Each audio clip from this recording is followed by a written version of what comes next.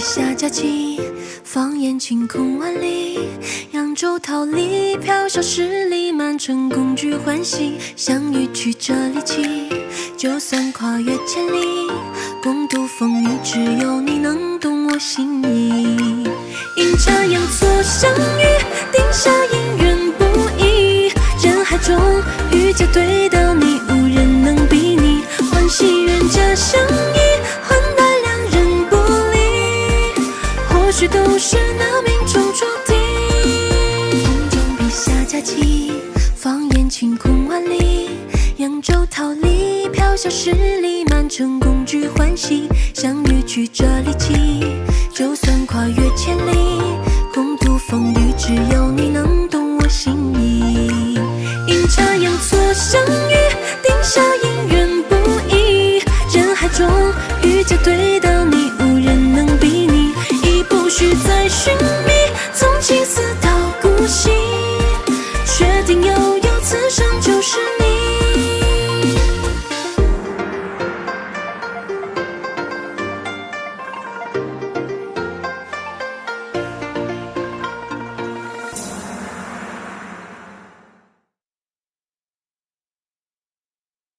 大将军原部区御敌有功，特敕封为定北侯，并赐婚，与昌平公主永结连理，钦此。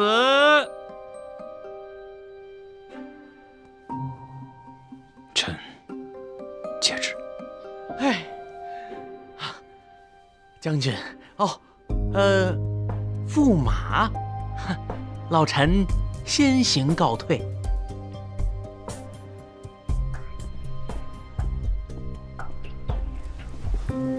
大哥，将军，这件事有些突然，你们不用担心。你们记住，皇上赐婚的事，在场的所有人不得走漏半点风声。是。去吧。大哥，这皇帝不是棒打鸳鸯吗？闭嘴！我想静一静，你先走吧。评委，你心直口快，切记，此事不可让冰颜知道。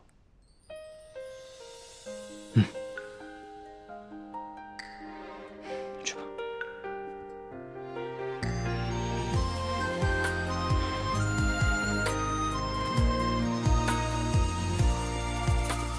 鸟语花开春空气，为一缕相追忆。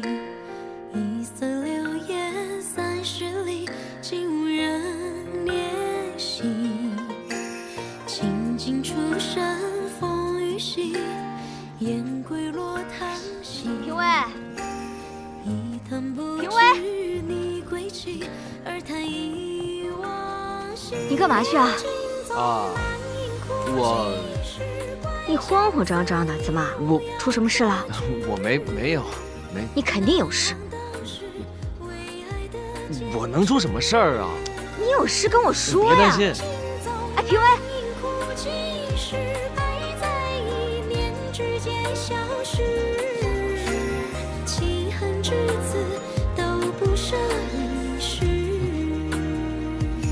你要注意修养。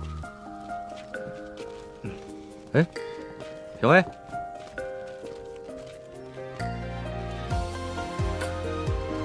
这孩子，这是怎么了？我刚才看他慌慌张张的，好像出什么事了吧？不行，我得去看看去。好。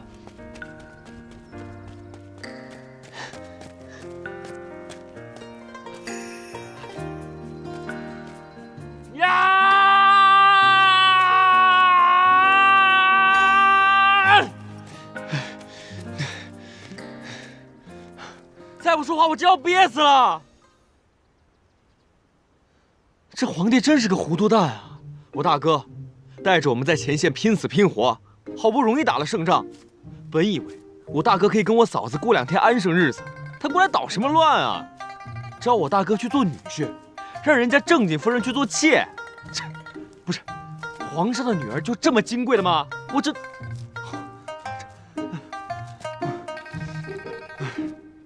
评委，你这嘀嘀咕咕的在这说什么呢？我告诉你啊，我刚可听见了，什么圣旨，什么为妾，到底发生什么事了？什么事都没有。快说！我大哥千叮咛万嘱咐，让我千万不要跟别人说。我是别人吗？我是你舅妈，有什么不能说的？说，我比你舅舅的嘴严。哎呀，快说呀！都急死我了。呀，舅妈，我大哥和嫂子现在已经是两口子了，对吧？啊，皇帝颁了个圣旨，招我大哥为驸马，要把公主嫁给他，这不瞎扯吗？这算怎么回事啊？天哪，这不是棒打鸳鸯吗？就是啊，我嫂子苦尽甘来，好不容易熬到跟我大哥可以结为夫妻了，哎，就在这个节骨眼里搬到圣旨。那袁将军有什么法子吗？这圣旨都压在他脑袋上了，他能有什么办法呀？哎呀，这事可不好办。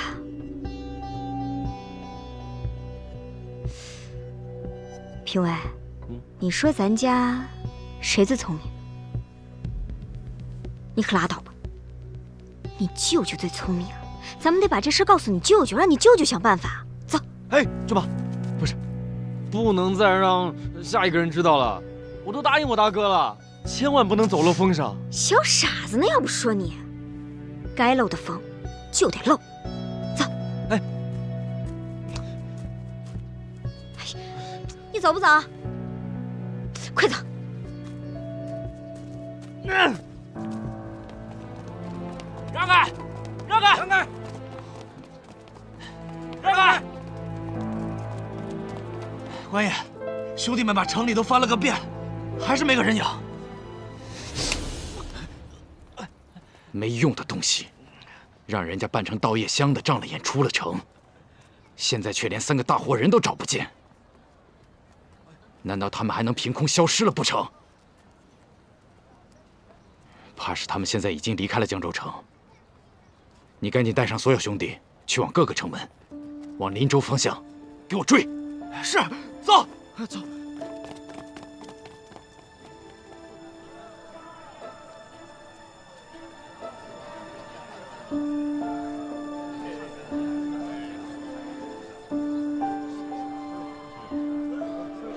军爷，军爷辛苦了。军爷，您还有没有印象？我先告辞了。告辞了。走走走。啊，好嘞，辛苦了。既然咱们的行踪已经暴露，他们定然会在城门口设下埋伏，继续追查师太的。2位小施主，你们莫管老尼了，快走吧。师太，您别这么想，我们夫妻2人定然护您周全。你们几个看那边，你陪我问去啊！来，干啥呢？过来。没想到他们动作那么快，这可怎么办？瘦瘦的，没见过，小野香出去的，行吗？真的没有。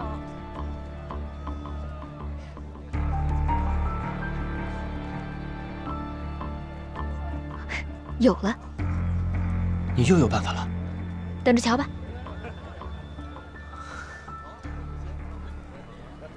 让开！快问，给我问，有没有看到尼姑啊？没有没有。哎，你们几个有没有看到一对非本地的年轻夫妇？瞧着像是富贵人家的小姐和公子的模样，但是穿着尼姑和夜香郎的衣裳，还带着一个瞎眼老尼。没有，没见过。没见过。没有。对，发现了，这边有一个，快追！快追啊！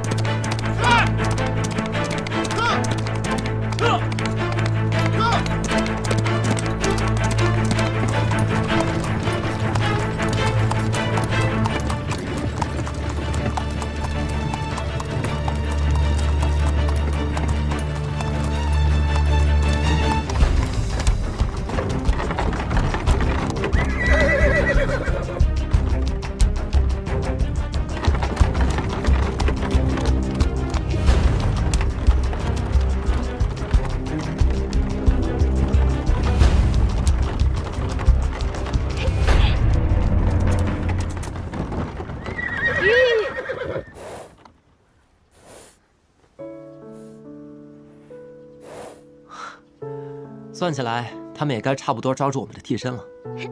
估计啊，嘴都给气歪了。他们肯定想不到我们绕道走了，就算他们折返回来追，千里马也追不上。等回了林州，咱们还得先将师太找个安全的地方安顿起来，再回别院。要把这出大戏神不知鬼不觉地唱完才好。嗯。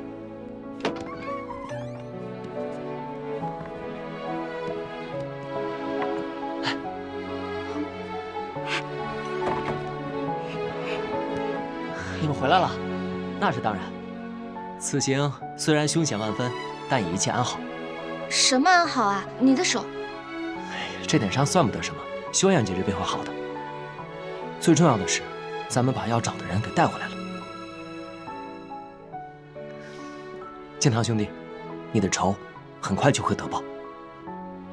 不过此事事关重大，切不可让柯世昭提前知晓，否则他定会痛下杀招。这段时间你要小心谨慎，切不可大意。好，还有一件事。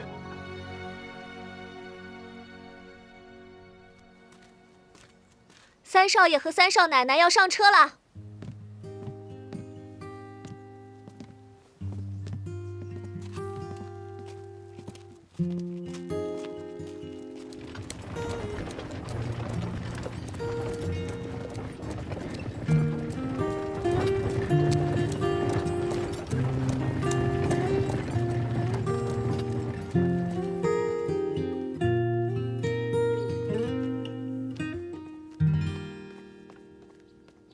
少爷，江州来的信。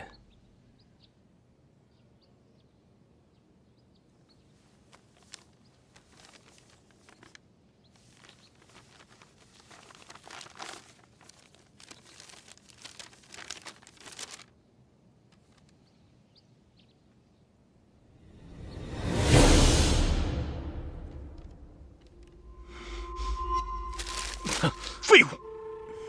还得本少爷亲自出马。王胡子，少爷您吩咐，去查一查，三少爷和三少奶奶在去江州这一路上做了些什么事，遇到些什么人，有什么异常。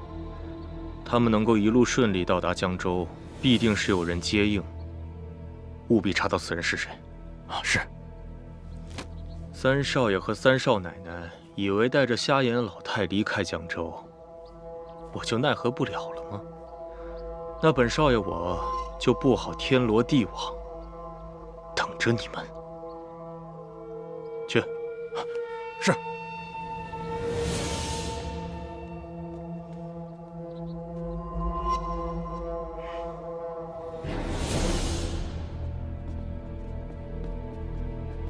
客官，这就是天子1号间了。哎，多谢小哥。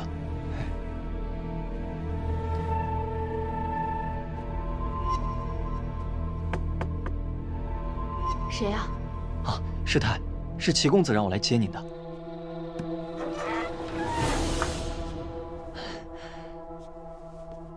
师太，齐公子已经安排好了，马车就在楼下，带我们从这郊区回到林州城。您先暂住我家的药馆，那里很安全。好，我们快走吧。来。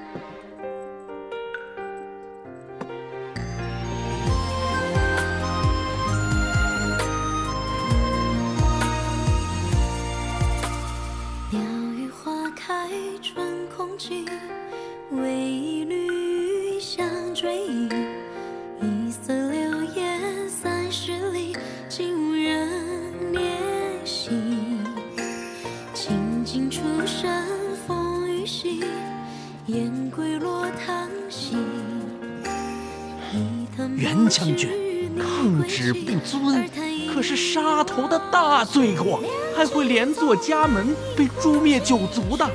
若是将军您现在倒了，那这些将士定会被责令发配到旁系军籍。将军难道就不为这些伴你出生入死的将士们着想啊？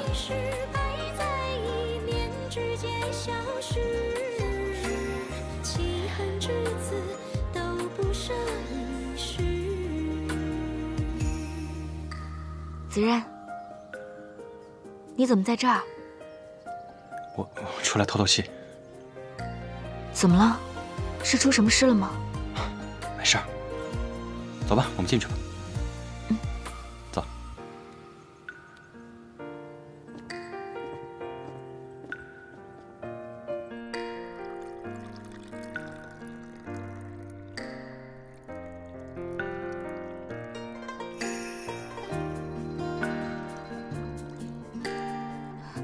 子任，我来。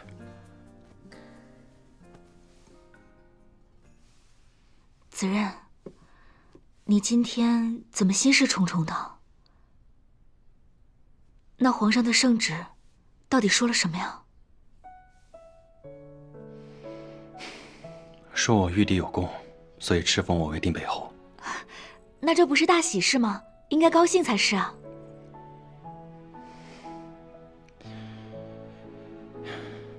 冰燕，位尊权大，未必是一件好事。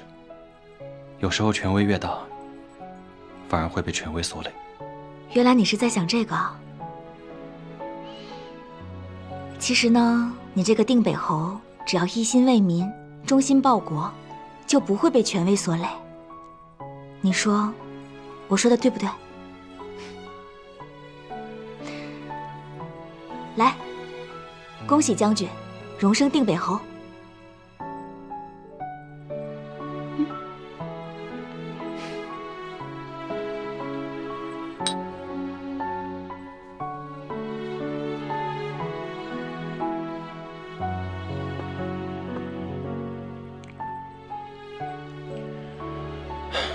宦海沉浮，劫凶难料啊！平日里你倒是个豁达之人，怎么今日这么多愁善感了？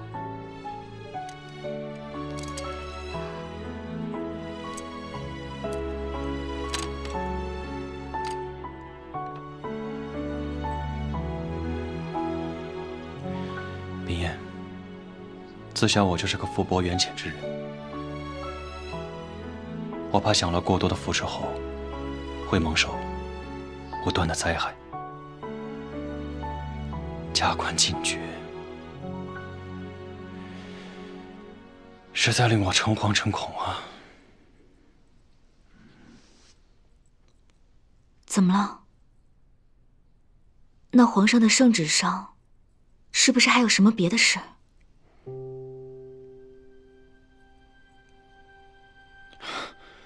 没有。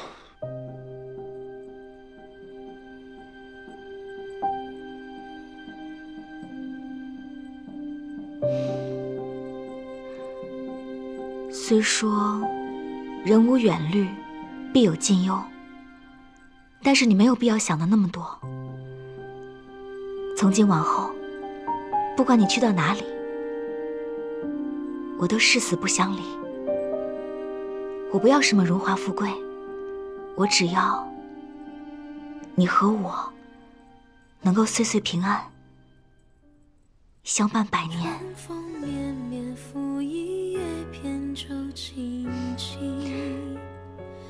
雨打芭蕉不及耳边的笛鸣，一座城，一声情，一曲相思所以醒。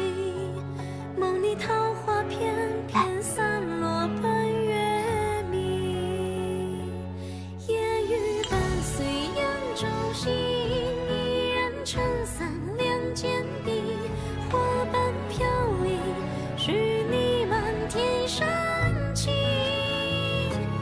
夜雨无声人有情。子然，你怎么了？没事吧？没事。冰燕，我现在有点累了，我还先去休息一会儿。那我扶你回去休息。不用，我自己去就行。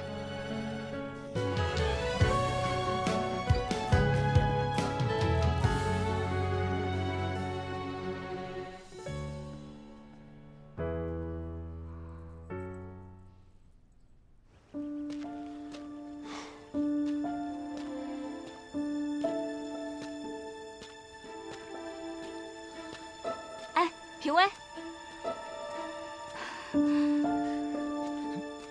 嫂子，我还得去巡逻，我先走了。哎，站住！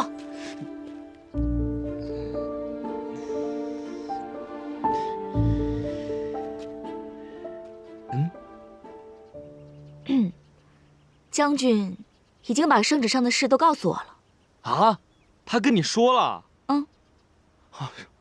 他特地嘱咐我，让我千万不要告诉别人。嫂子，你千万别往心里去啊！皇帝招他当驸马的事儿，他自己也是不情愿的。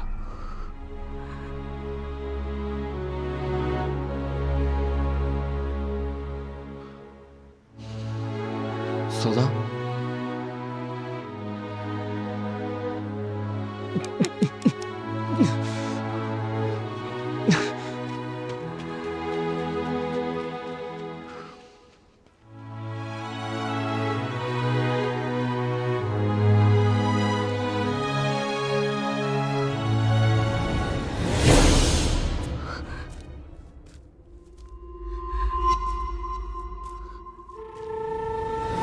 袁不屈，你竟敢抗旨不遵，无视圣上，无视公主！我今日就送你二人一同去见阎王爷！呀！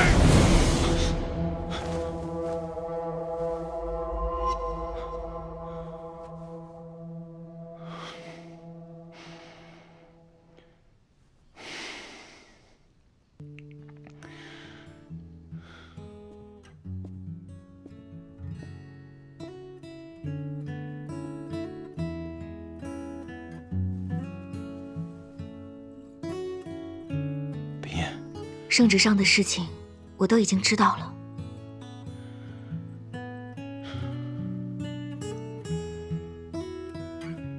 我袁不屈此生难道注定要孤独终老吗？前2位夫人不幸离世，我好不容易在边城与你结为连理，却又降下这等无端的灾祸。不行，我宁可辞官回家，也绝不会让你受一点委屈，更不会让你委身臣妾。子然，你不必辞官回乡，你还是应该去当你的定北侯。功名利禄什么的，我根本就不在乎，我也不会为了定北侯这种虚名委屈了你。可是违抗圣旨是大罪，我们要让皇上自己收回成命才是。你要把我送回扬州。送回扬州？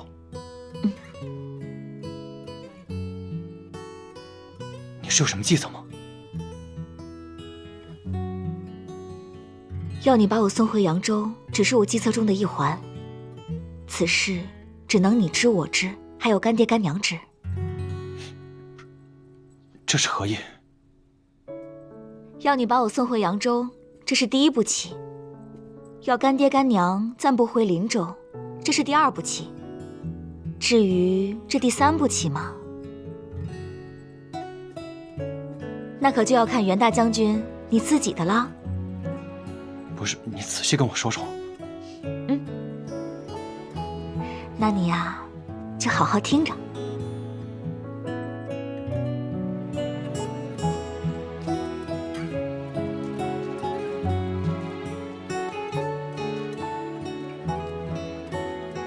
子然，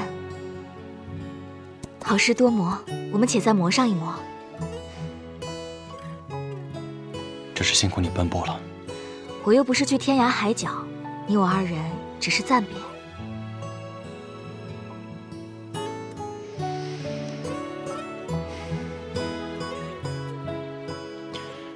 我袁不屈今生有福，能娶到你这样一位蕙质兰心、有起死回生妙计的。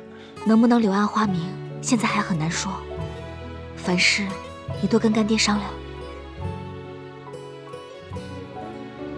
好，你放心。那我走了。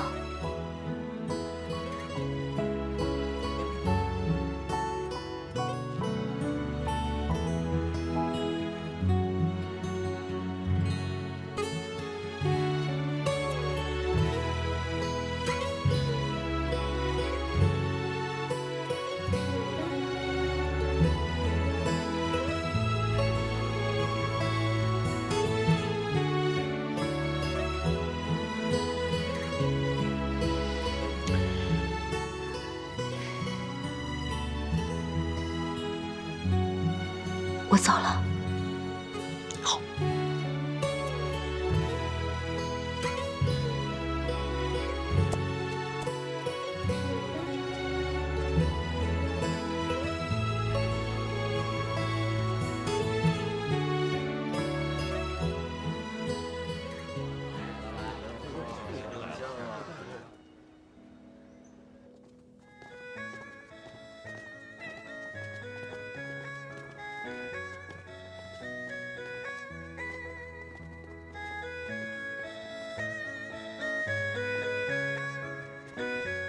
奶奶，哎呀，你们两个终于肯回来了，来让我看看。脸色好了许多，身体也强壮了不少，好啊。奶奶，那山林别院山清水秀，空气沁人心脾。这回孙儿病已经好了大半。太好了，太好了，让我看看冰燕。瘦了不少，哎呦，我都心疼你了。正好奶奶呀炖了血燕，给你们补补身子。来人呐，把血燕端上来，快坐，别站着，坐，快坐。奶奶，哎，坐，都坐下。我说天磊啊，你这气色看起来的确好了很多呀。外祖母您瞧瞧，天磊似乎黑了一点啊。你这么一说呀，还真是有点黑。哦，我知道了，定是三少奶奶性格活泼，待不了这方寸的庭院，于是带着天磊到有趣的地方玩去了。弟妹啊，你不妨说说，带天磊去什么地方玩了，让我们大家伙儿也都乐呵乐呵。这好玩的地方呀，在哪儿？那是一个都没去。日日待在房中？也不是。奶奶，我和天磊为您抄了佛经呢。小喜。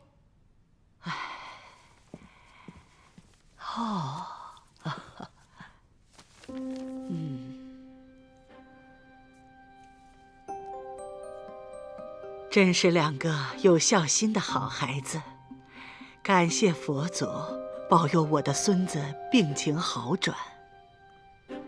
奶奶，其实这誊抄佛经为您祈福之事，也是受了高人指点。哦，什么高人？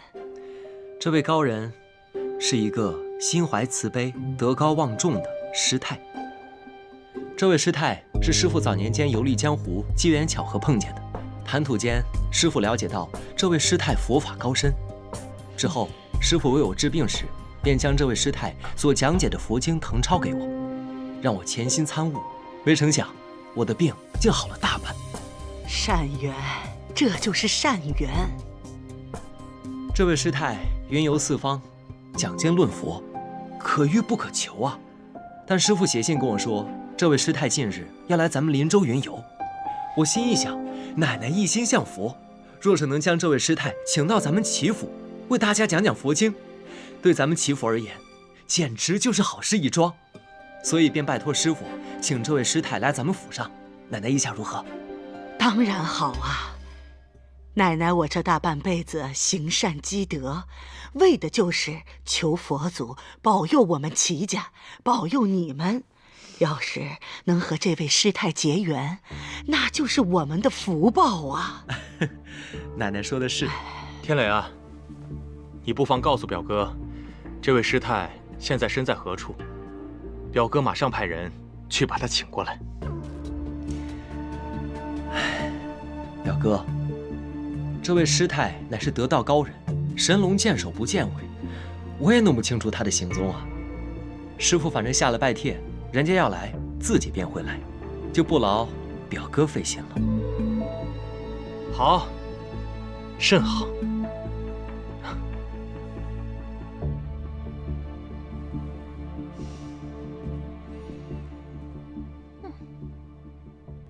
讲讲吧，三公子跟三少奶奶这一路可有任何异常啊？异常？他们就老在别院里面，他待着不出来。我怀疑他俩压根就没有在别院里。这我们柯少爷都知道了，还有没有其他的？就是这个去别院的路上嘛，这个三少奶奶的丫头说是要给三少爷呢置办点补药，她又担心这别院的四周没有药铺，然后她就在途中进了一家药铺，但是全程我都盯着呢，她装完药立马就上车了，没什么异常。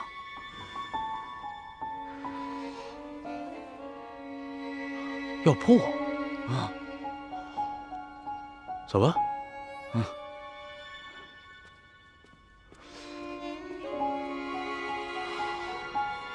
药，庆润堂，就这家铺子，当天小喜姑娘亲自去买的药。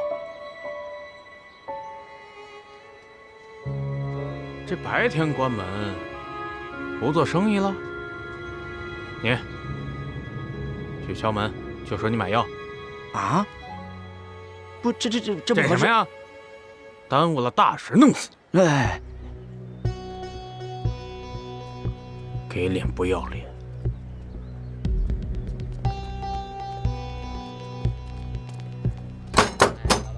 掌柜的，开门呐！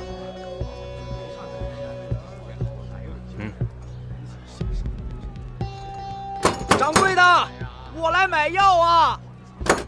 掌柜的，小店今日有事，不做生意，您去别家买吧。哎呦喂，那就来不及了呀，掌柜的。那我家老母亲现在她等着要救命呢。掌柜的，你就行好吧，您救救我母亲的性命吧。掌柜的，哎呦喂，你赶紧给。大哥，您别着急，您需要什么药？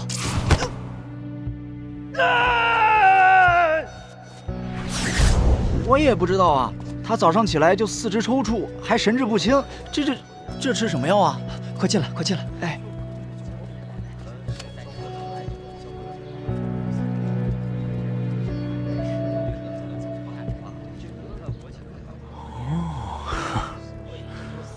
原来是这么回事儿啊！原来如此，光注意三少爷和三少奶奶了，竟然把江州的那个小子给忘了。早在江州之时，这小子就已经和瞎眼老太认识了。三少爷和三少奶奶定是听了这小子的话，才突然去了江州。哦，是的。哼，想害我柯世昭，没这么简单。王胡子，此时瞎眼老太必定就在药铺当中。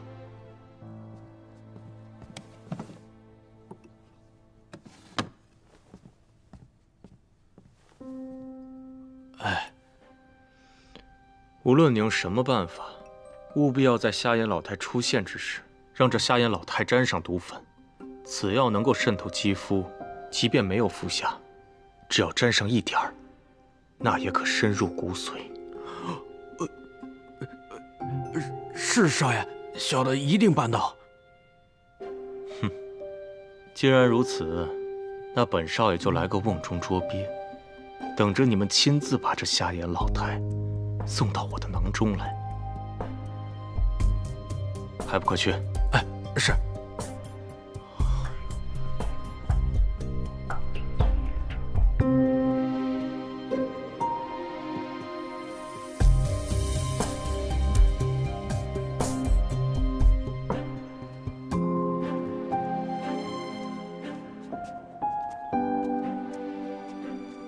师太，今日你我的冤屈就要昭示于众，让那欺负的老太君知道柯世昭的丑恶嘴脸。齐三少爷吩咐过，让我们神不知鬼不觉，打他个措手不及，让他无从招架。齐三少爷和少奶奶会在府内接应咱们。你放心，我一定知无不言，言无不尽，为我儿子伸冤。哎，我已备好马车，咱们还是小心些好。来。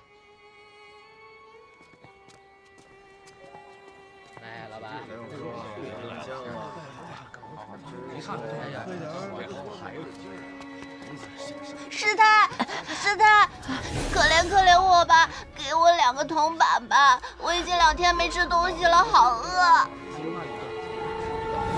师太，给你，快走吧，我们还有急事。谢谢师太，谢谢师太，谢谢师太。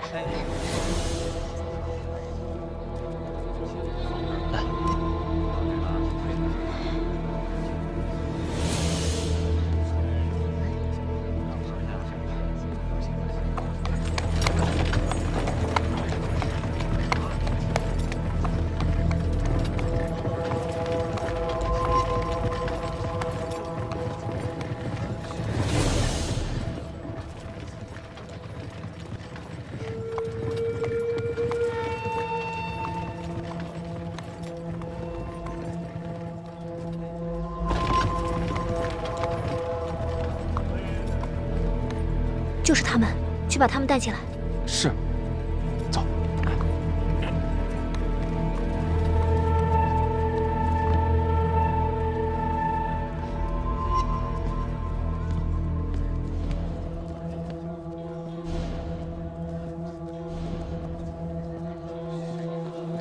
来，师太，你怎么了？没事，走，我们办正事儿。走。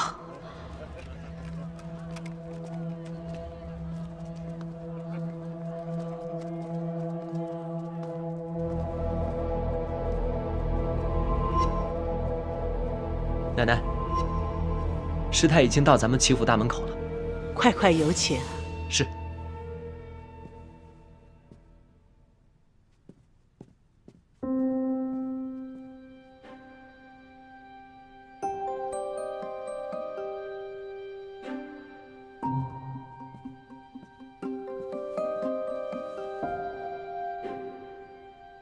柯世昭看起来成竹在胸，有恃无恐。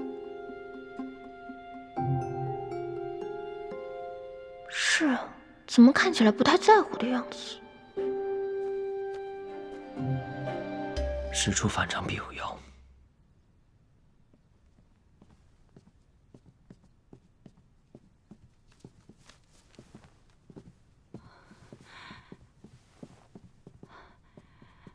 阿弥陀佛，敢问尼师法号？贫尼法号陆玄，路经贵宝地，得知齐老夫人慈悲为怀，一心向善，又受刘施主结缘牵线，特来拜会。善哉善哉！太好了，愿和师太深参佛法一二。师太，请。小巧，上茶。是。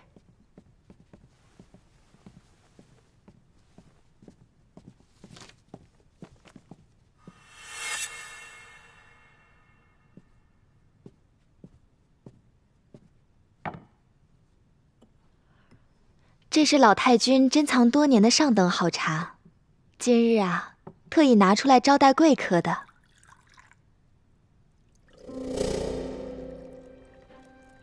奶奶，那我跟冰燕也讨一口好茶喝，听听师太凭这红尘中的禅意。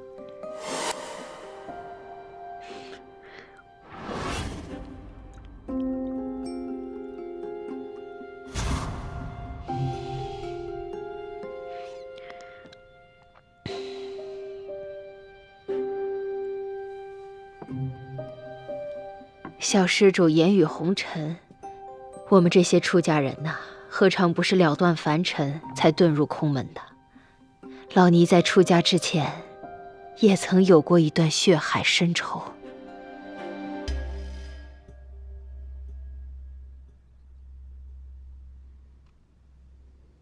什么血海深仇啊？师太，您请讲。当年我出家之前，曾有一子，我们母子二人相依为命，以乞讨为生。虽过得艰辛，却也是母慈子孝。怎料有恶人哄骗我儿，好吃好喝的养着我们母子。那日我儿感风寒，在一家药铺抓药喝下，可怎知那恶人为了夺取那家药铺，竟在我儿喝的药里下毒，害我儿惨死。我出家之前曾有一子，那日我儿感风寒，在一家药铺抓药喝下，可怎知那恶人为了夺取那家药铺，竟在我儿喝的药里下毒，害我儿惨死。那恶人又利用我儿的死，诬陷那家药铺，说是抓错了药，害死了人命。一时间，我们家和那药铺商户都是家破人亡，可那恶人现在还逍遥法外，甚至他要置我于死地。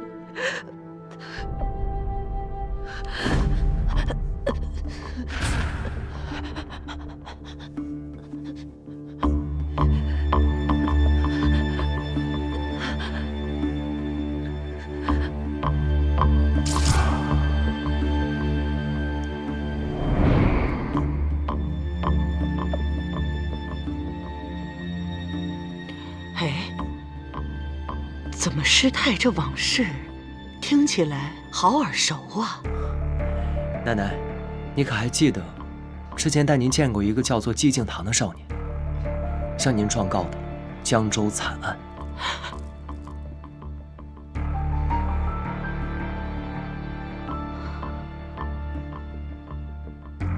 陆玄师傅，你刚才说害死你全家的那个恶人姓甚名谁，何方人士？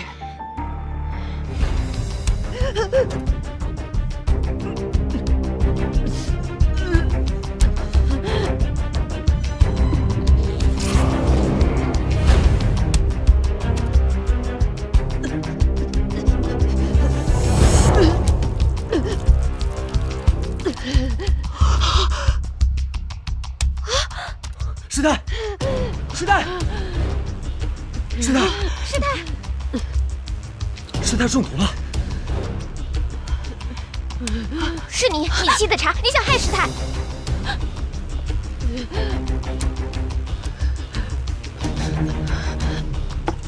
三少奶奶冤枉啊！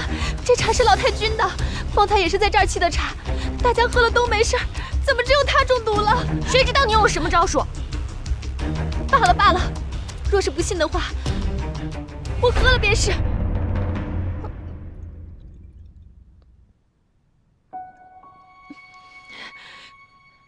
瞧瞧，我也没中毒啊。天雷啊，这茶有没有毒，谁也说不准。或许是在别处中的，只是来到齐府，突然发作了而已。不对呀，外祖母，或许是我们生意上的死对头做的，想嫁祸给我们齐家，然后趁机抢夺我们的生意啊！有这种可能，生意场上尔虞我诈。哎呀，不提这个了，师太要紧，快请郎中，赶紧送师太回界上心院，快！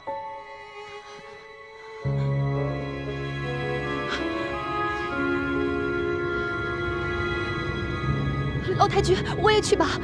去。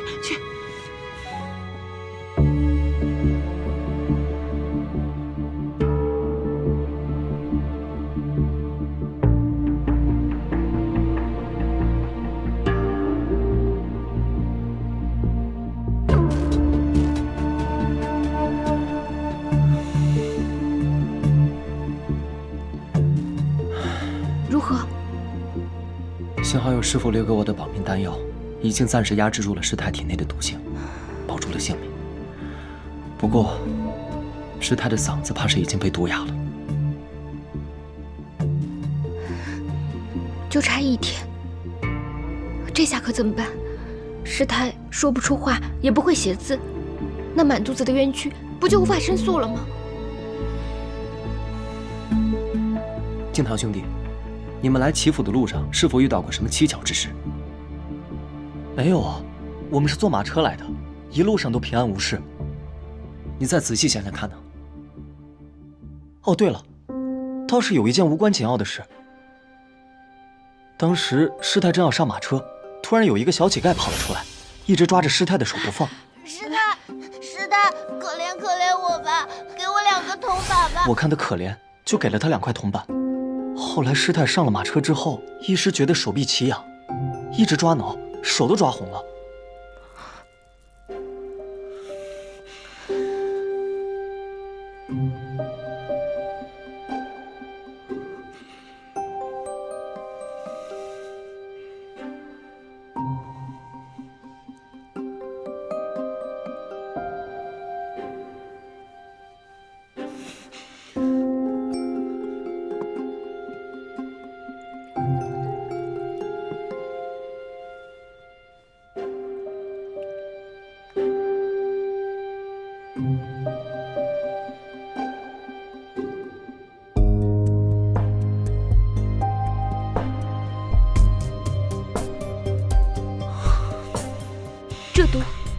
然是小乞丐下的。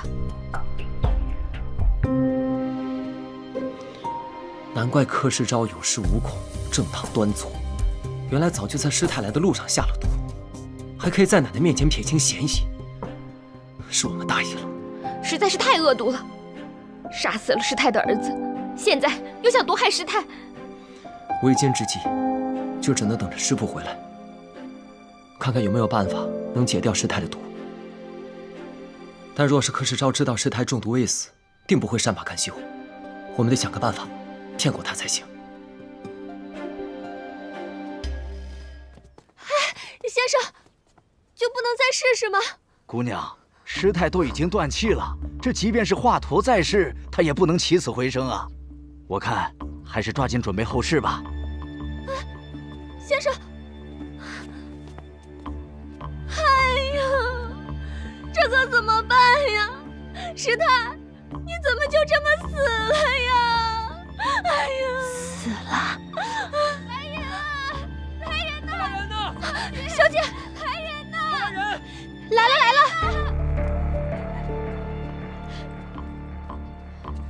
怎么了？怎么了？发生什么了？师太七窍流血，死了。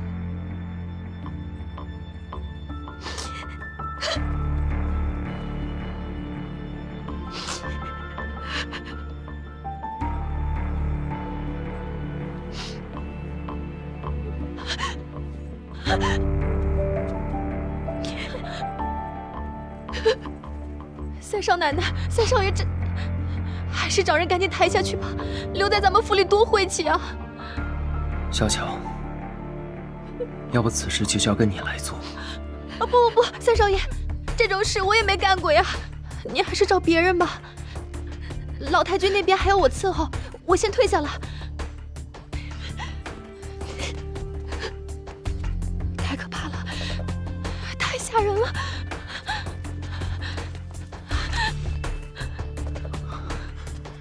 小乔，如何了？确定断气了，这下你别放心了。你确定吗？我这双手亲自弹的，那老尼姑七窍流血，可吓人了，确实断气了。小乔，没事，从此以后我们就可以高枕无忧了。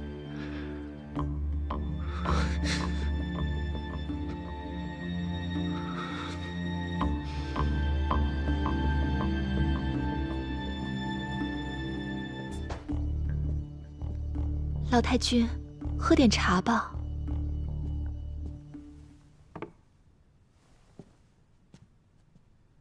师太的后事如何了？回老太君，三少爷买了顶好的棺木，已经将师太送出去了，说是要在城外的庙里停棺3日，请高僧来做3天法事，之后就入土安葬了。老太君，您便放心吧。唉，话虽这么说，可师太毕竟是在我齐府身亡的，叫我怎么能够放宽心？小乔啊，你去忙吧。今天我要为师太念经祈福。是。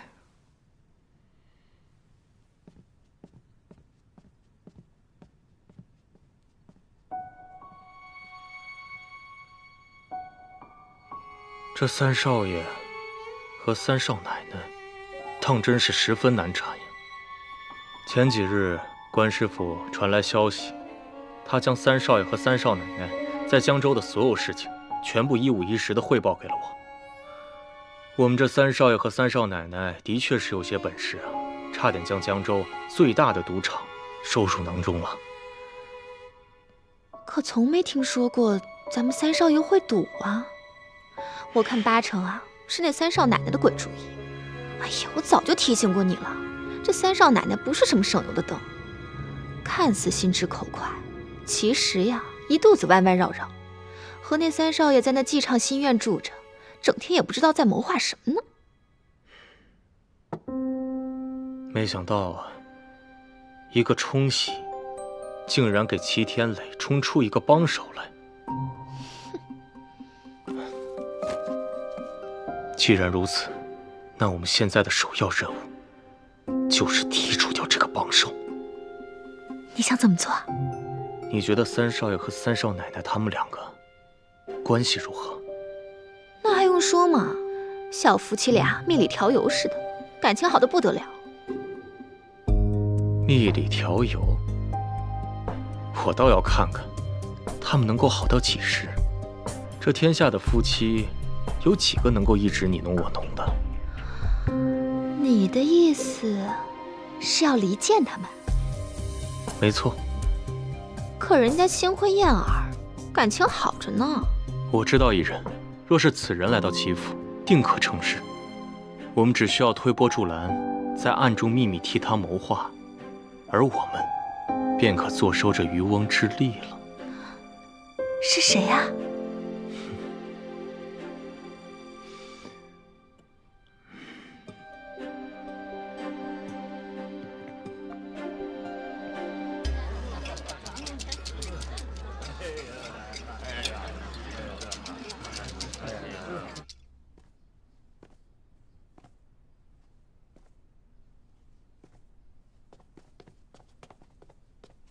柯少爷，按您的吩咐，于府小姐请来了，快请。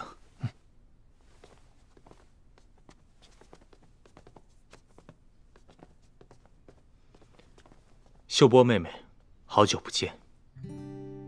柯公子，秀波妹妹客气了。还记得老太君把我带到齐府之时，你日日跟着天磊，随着天磊一起唤我表哥。怎么，这些年过去了，倒生分了不少。不如还是按照儿时的叫法，唤我一声柯表哥吧。柯表哥。这一晃啊，这么多年过去了，秀波妹妹已经出落的是个绝色美人了。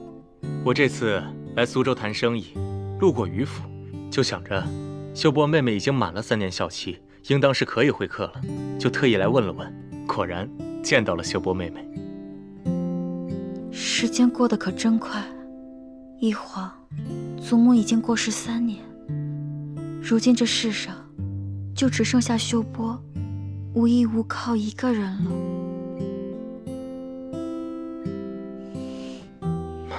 妹妹，来，快请坐。坐。妹妹不必伤怀，你这么伤怀，让我这个故人看着都开始心疼了。秀波妹妹，虽然你的嫡亲祖母已经过世，可外祖母还在啊。我们老太君与你的祖母是世交，他们关系也甚是亲密。还记得那时候你经常去我们齐府玩，这3年你守孝在家，老太君也吩咐过，把你经常居住的院落全部都要打扫干净，以备你守孝结束之后可以来林州小住。只要妹妹愿意，住多久都可以。天磊哥哥已经娶了少奶奶了，那园子如今已经有了女主人了，又怎能容我一个孤女久住？妹妹这般贤淑有德，实在是令人钦佩呀，应当与绝世公子相配。可惜我们天磊已然有妻子，若是不然，你们2人该是多么美好的天造地设的一对呀！可惜天磊哥哥寻找冲喜之人时，我正在为祖母守孝，无法为他冲喜，就此错过了。妹妹，这世间好男儿千千万，只要妹妹仔细寻找，必定会找到如意郎君的。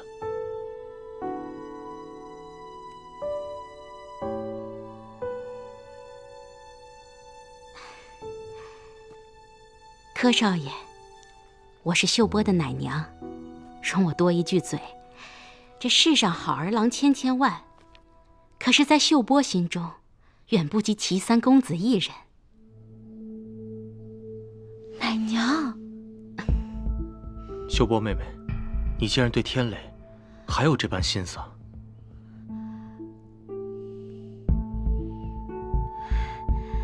柯表哥，不知那位三少奶奶是何人？这杜冰燕虽是扬州富商之女，但是论家世背景、身材相貌，都不及秀波妹妹你。我们天雷娶了这么一位女子，委实可惜了。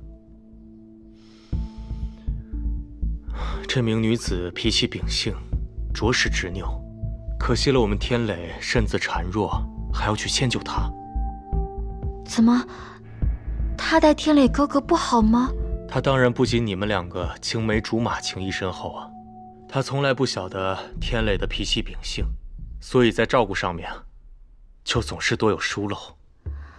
可怜我的天磊哥哥，若是秀波能像小时候那样，随时前往齐府，我愿永远守护着他。妹妹，你当真有如此心思？是秀波一时失言了，柯表哥不要介意。这也是女儿家的心思，无处诉说。罢了罢了，既然是秀波妹妹的心思，表哥听着也是心疼。不如，表哥就助你一臂之力，帮你把天磊哥哥抢回来。柯表哥，你不要乱说，秀波不懂你的意思。妹妹七窍玲珑心，自然懂我的意思。既然妹妹有此等心思，那表哥就让你们这对青梅竹马再续前缘。秀波不图别的，只求能像小时候那样，日日都能见到天磊哥哥，守在他身边，秀波就心满意足了。好，柯表哥一定会让老太君把你带到灵州的。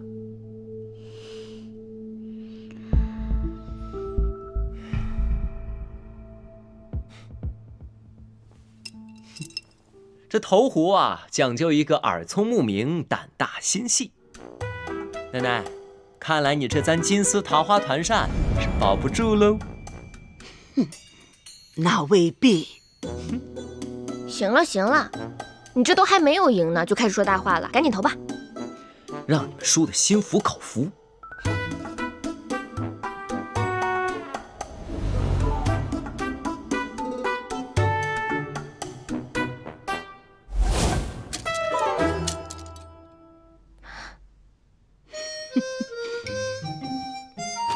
统分。三少爷7筹，老太君5筹，香剩1寸。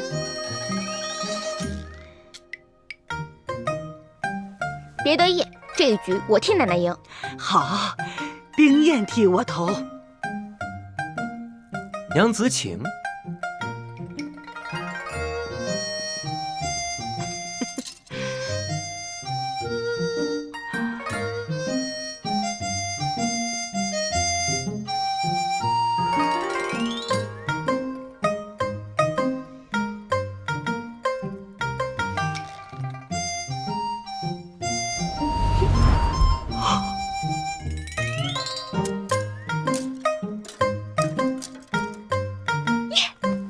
双筹，双中，算4筹。相近，老太君胜。看见没有？这叫力挽狂澜。这小小娘子竟能双中，你们俩合起伙来欺负我一个，这赢不过也输不起啊！哎，我跟你说啊，我跟冰燕结盟那是结对了。她呀是我的小福星，身上还有几分英气，我喜欢。快把那团扇筹给三少奶奶。多谢奶奶。你应得的，小子没你的份儿了。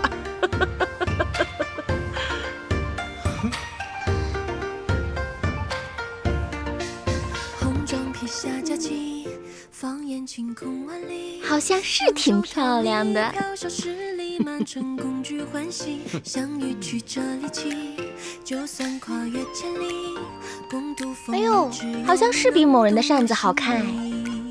阴差阳错相遇，定下姻缘不易。人海不高兴了？输不起，输不起！怎么还不高兴了呢？输了就输了嘛。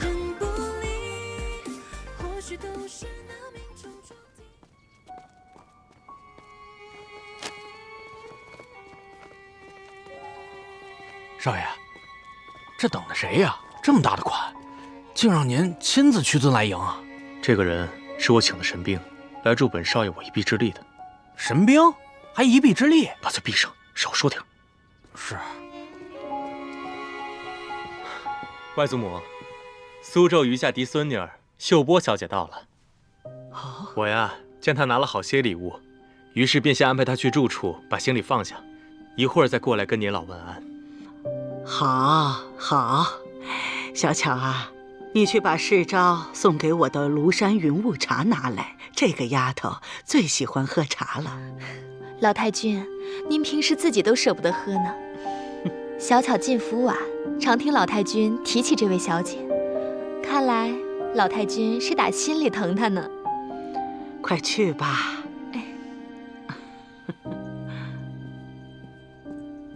来者是谁啊？表弟妹啊，这你就有所不知了。这位小姐乃是苏州有名商贾于氏姑女，那可是名门闺秀。我记得小时候世昭刚到齐府，这位小姐便已是坐上宾了。说起来，秀波妹妹与天磊自幼相识，应该也算是青梅竹马吧？可不是嘛，她祖母与我是闺阁密友，未出阁前，我们俩是很好的朋友。我们两家是世交，我家请了教书先生，他便入住到我府上。我们同吃同住，同跟着先生学书画。闲暇的时候，我们共同摆弄女工刺绣。我们呐，不是姐妹，胜似姐妹。后来啊，他也经常带着秀波到我们齐府上来住一住。所以说，他和天磊是一起长大的。外祖母，您别着急，秀波妹妹马上就到。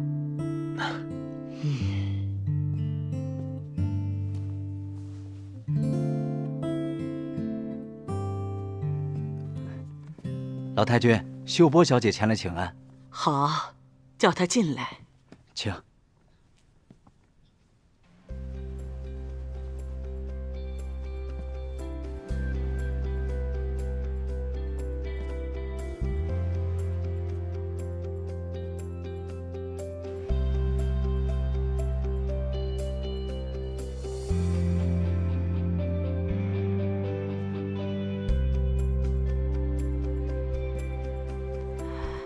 老太君，秀波给您请安了。来了就好，来了就好啊，来了就好。打小你父母死得早，你是跟着你祖母长大的，现在她也走了，我知道你很伤心。祖母过世，留下秀波一个人，孤零零的，无依无靠。秀波为祖母带孝3年，常常梦到祖母，整夜以泪洗面。可怜的孩子，可怜的孩子，我知道你是个孝顺的好孩子。不过没关系，你祖母走了，不是还有我吗？是不是？我们这齐府啊，也算是你的半个家了，以后会有人疼你，有人宠你的。多谢老太君。奶奶，这秀波妹妹来咱们齐府本就是喜事一桩，你就不要再难过了。你看，我也是老糊涂了，弄得孩子也跟着伤心。秀波妹妹，一路来辛苦了。见到天磊哥哥，秀波就不觉得辛苦了。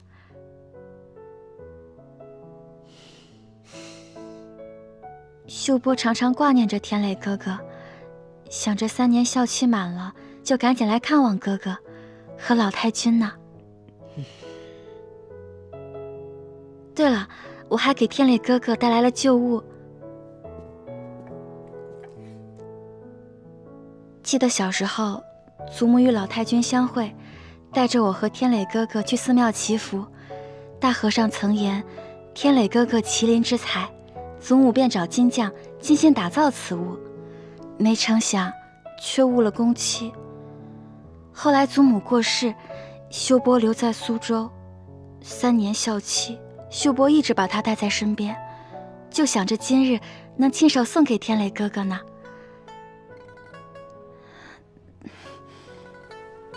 祖母疼爱秀波，给我也做了一只。小姐，那2个分明就是一对儿。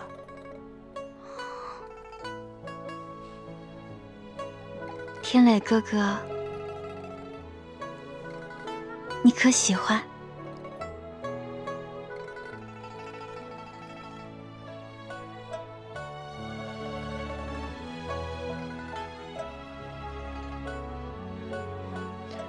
我说天磊啊，你瞧瞧，人家秀波妹妹可是一片赤诚之心呢，你就快收了吧。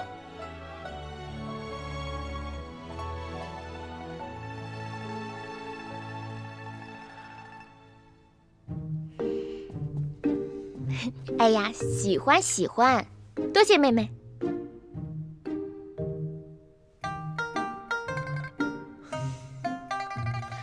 多谢妹妹美意。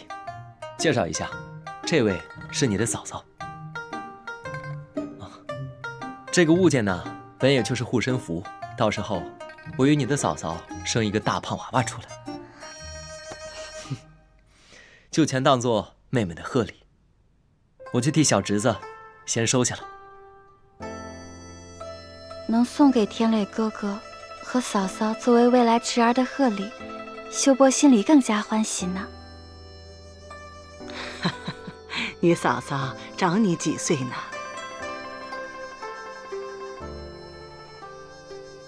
嫂嫂好，只听闻天磊哥哥娶了娘子，今日见了，当真是国色美人。看着嫂嫂这样娇俏，秀波心里喜欢得很呢。多谢妹妹夸赞，妹妹也漂亮。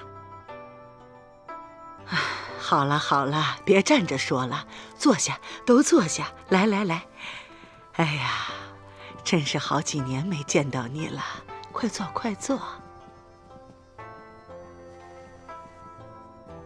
哎呀，外祖母呀，您可能不知道，秀波妹妹那可是非常厉害呀。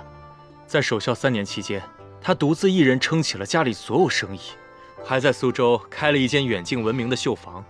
我在江州做生意，听苏州的老板提起秀波妹妹，我呀这才有所耳闻。秀波为了维持生计，不得已才学着打理祖业，做生意的事也只懂些皮毛，还要跟老太君多请教呢。商场如战场，你这个小丫头呀，竟有这种本事。唉，只是一个女孩子抛头露面的，太辛苦了。日后啊，你要是寻到一个如意的郎君，就能过上安生的日子了。秀波，你现在可有许配婚约？秀波还未定亲。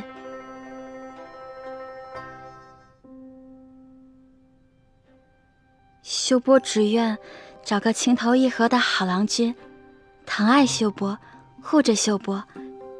只可惜自己命苦，一直没有寻到良配。不急不急，我们的秀波呀，如此的蕙质兰心，日后我一定帮你寻个好人家。多谢老太君。对了，我还给咱们齐府上下备了礼物，老太君那一份也是我千挑万选，好不容易才寻来的，还望老太君不要嫌弃秀波的一番心意。哦，老太君，咱们去内间吧，秀波这份礼物需要有茶桌方可摆放。好，那咱们就去内间吧。湘云，备糕点。这套官窑瓷器出自官窑大师的手笔，是他的封山之作，需要特定的时节火候才能烧制。这世间一共就3套，秀波好不容易才买到的。祖母在世时曾教授秀波点茶的功夫，她常言，要说这点茶茶道，还是老太君炉火纯青。如今我将这套茶具送给老太君，并为您点茶奉茶。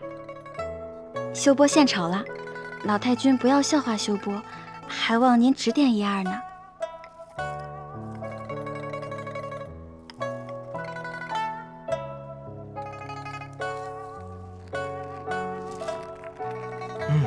点茶。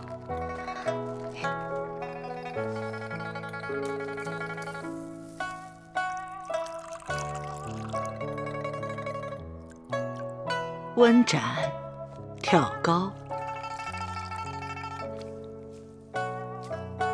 手法行云流水。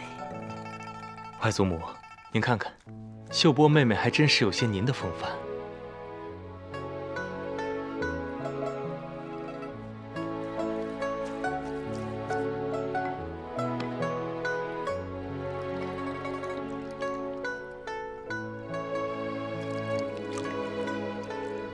请老太君品鉴茶香。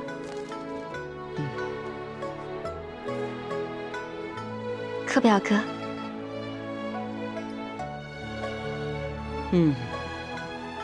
这茶道精湛，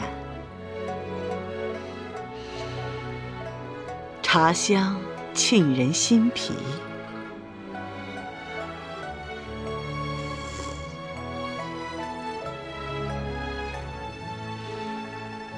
这沏茶的水，可是露水？正是，老太君睿智。曾听祖母说起，当年常与老太君一同泛舟荷塘，采集荷叶上的清香露水，在一起沏茶雅极。秀波也效仿此法，特意采了露水为您沏茶，聊表对祖母的哀思，也是您与我祖母的情谊见证。你这孩子呀，让我想起了你的祖母。好孩子，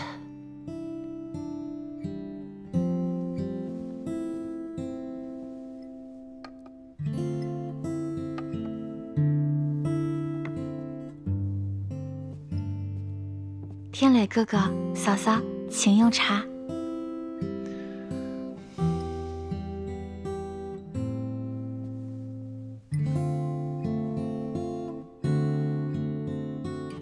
记得小时候，哥哥的嘴最刁了，不是我调的茶都不肯喝呢。天磊哥哥尝尝，还是小时候的味道吗？好，尝尝。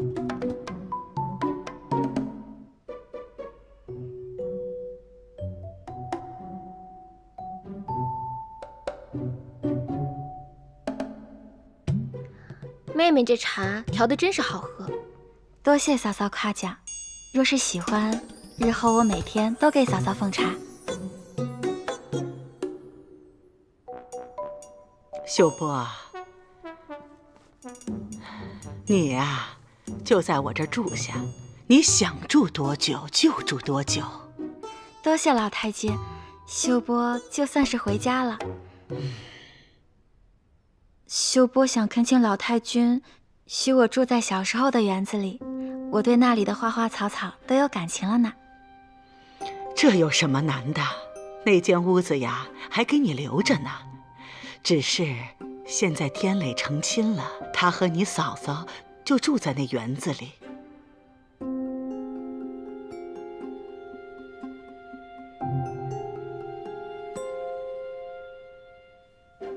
老太君，秀波小姐和三少爷从小也是一同长大的，算起来也是三少爷的半个妹妹了。这住回园子里，又不是住进三少爷的院子里，这有什么呀？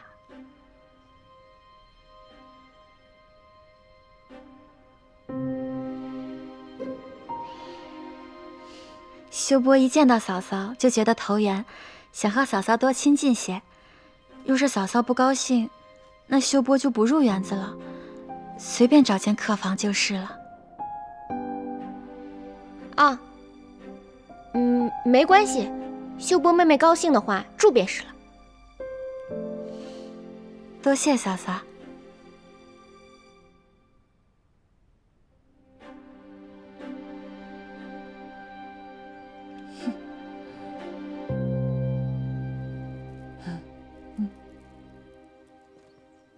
奶妈，给齐府各房的礼物都送过去了。按照小姐的吩咐，各房太太、小姐的礼物都送过去了。既然来了这齐府，想要促成我和天磊哥哥的姻缘，就要未雨绸缪，不仅要哄好老太君，还要让齐府上下都念着咱们的好。小姐说的是。秀波妹妹，柯表哥，秀波妹妹，妹妹，你今日的表现可是极好的，哄得老太君欣喜不已。我们计划的第一步，就算是成了。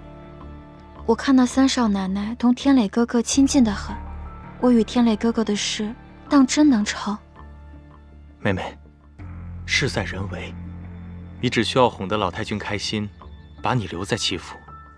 至于天磊那边嘛，妹妹还需要将这百炼钢化为绕指柔，好好撩动他的心，才能够成就美事。若此事能办成，秀波自不会亏待柯表哥。妹妹有心了。妹妹，如果你有事，表哥就不打扰了。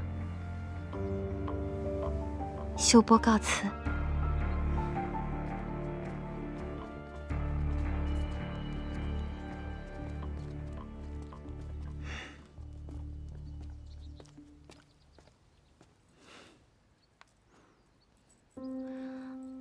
你个没良心的，魂儿被秀波小姐勾去了，枉我平日里如此待你。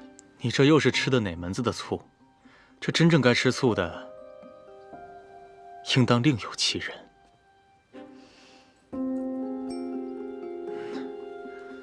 小巧啊，我告诉你，杜冰燕和齐天磊无论多么亲密，新婚燕尔如胶似漆，那也比不过他跟秀波妹妹这青梅竹马的情谊深厚啊。就你最聪明。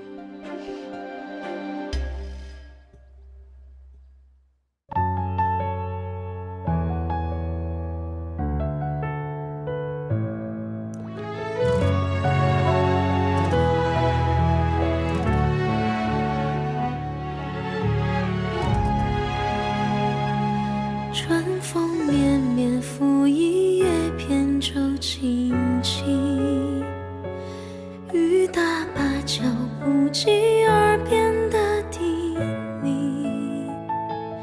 一座城，一生情，一曲相思锁一心。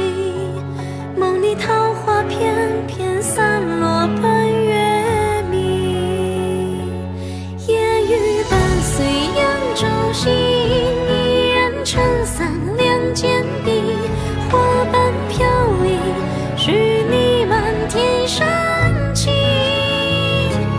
烟雨无声人有情，不负真心不负语，不负人间亦不负情。